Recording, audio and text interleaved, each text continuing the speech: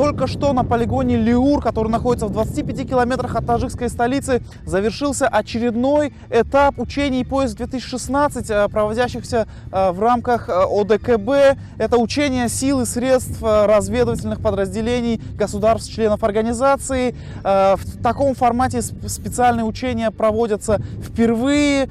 Цель данных совместных учений совершенствование системы сбора, обработки и доставки информации с целью уничтожения условного противника. Здесь сегодня в первую очередь принимали участие подразделения 201-й военной базы. Это инженерная, химическая, воздушная и другие виды разведки. Они сегодня отрабатывали полное взаимодействие между собой.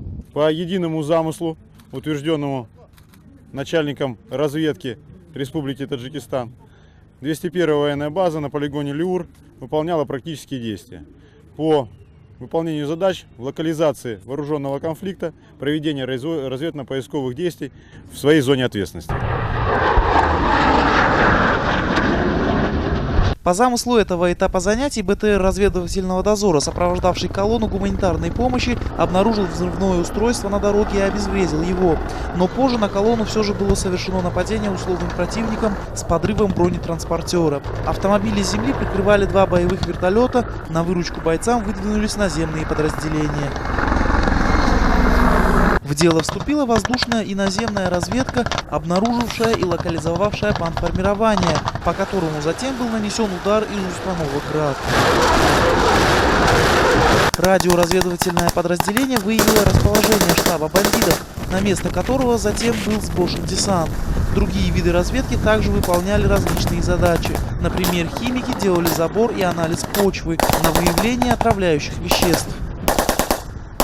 По окончании занятий военнослужащие 201-й военной базы показали все виды новейшей разведтехники, использовавшейся сегодня и стоящей на вооружении российской армии. Завершающий основной этап учений пройдет завтра на полигоне Магоб. Там будут отработаны те же средства, только в более расширенном формате с привлечением всех государств, членов ОДКБ. Также завтра состоится разбор полетов, будет вынесен вердикт по данным учениям, будут награждены те, кто отличился на них, а также состоится парад воздушной техники.